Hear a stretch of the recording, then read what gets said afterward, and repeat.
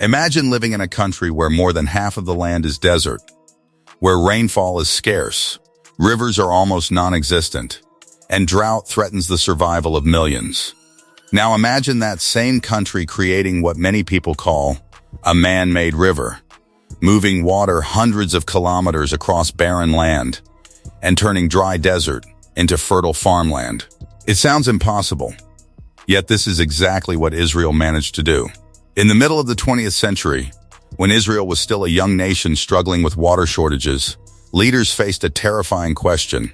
How could a country survive if it simply didn't have enough water?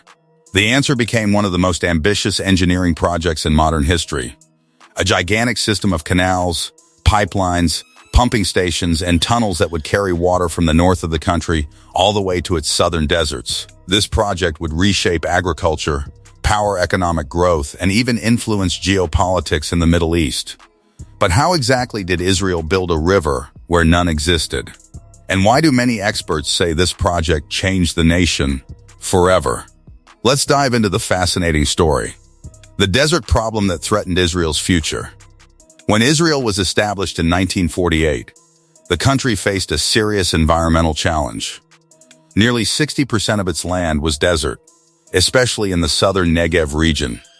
Rainfall was unpredictable and extremely limited.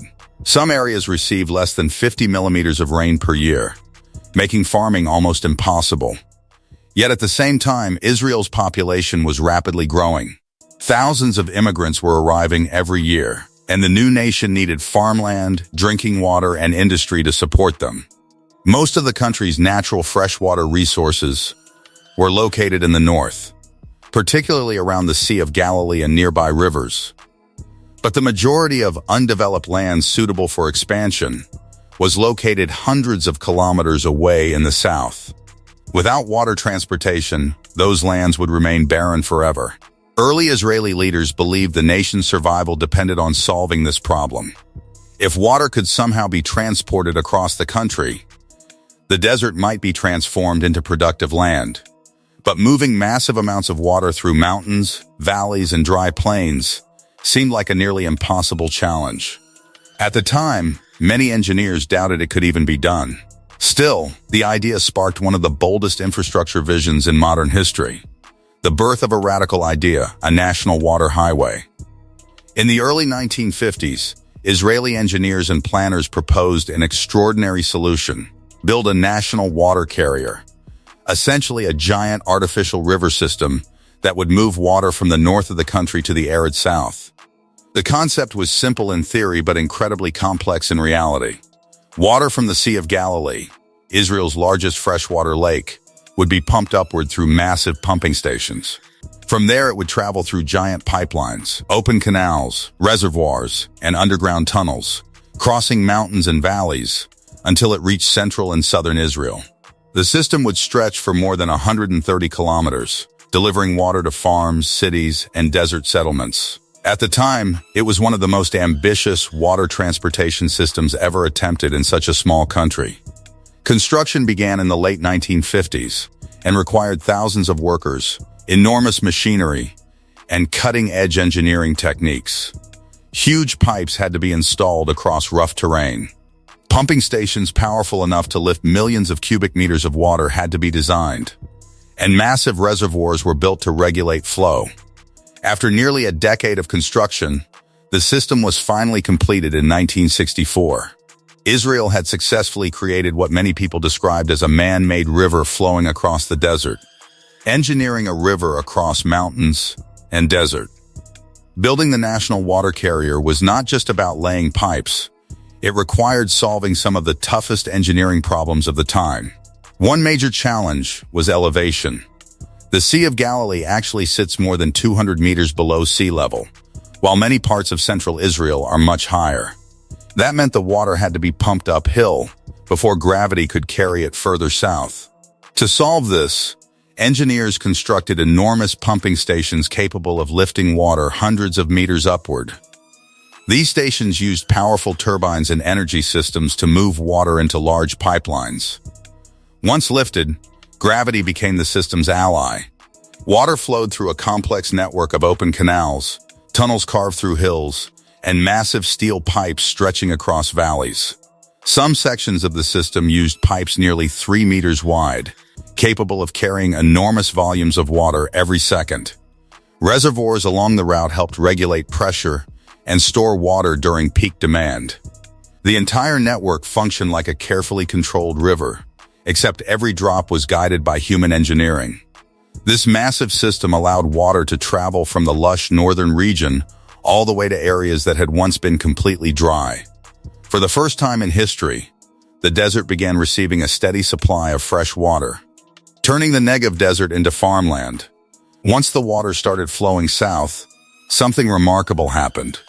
Regions of the Negev Desert, which had previously been almost impossible to farm, suddenly became productive agricultural land.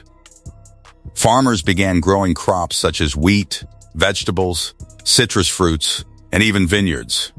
Irrigation systems spread across the desert landscape, turning sandy fields into green farmland.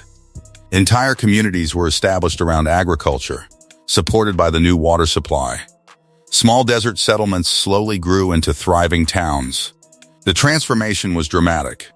In places that once looked barren and lifeless, rows of crops now stretched across the horizon.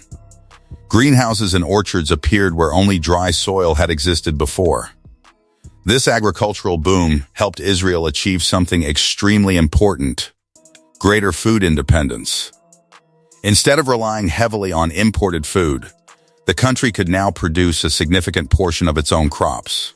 The desert had not disappeared, but thanks to the water carrier, it was no longer an impossible environment for farming. The project proved that even the harshest landscapes could be reshaped with enough engineering and determination. Political tensions and regional controversy. While the national water carrier was celebrated inside Israel, it also triggered serious tensions in the region. Water resources in the Middle East have always been extremely sensitive. Rivers and lakes often cross national borders, and many countries depend on the same limited water sources. Neighboring nations worried that diverting water from the Sea of Galilee and nearby rivers could reduce their own supplies. In the early 1960s, several Arab states attempted to launch their own water diversion projects to counter Israel's plan. These efforts were part of a broader regional struggle over water control. Some historians believe these disputes contributed to rising tensions in the years leading up to the 1967 Six-Day War. The project also raised global discussions about how countries should manage shared water resources. Even today, water management remains one of the most politically sensitive issues in the Middle East. Despite the controversy, the national water carrier continued operating and became the backbone of Israel's water system for decades.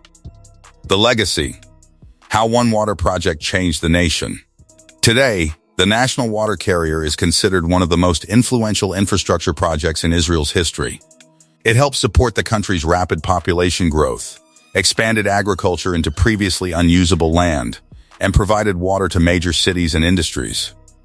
Over time, Israel continued improving its water strategy with advanced technologies such as drip irrigation, water recycling, and large-scale desalination plants.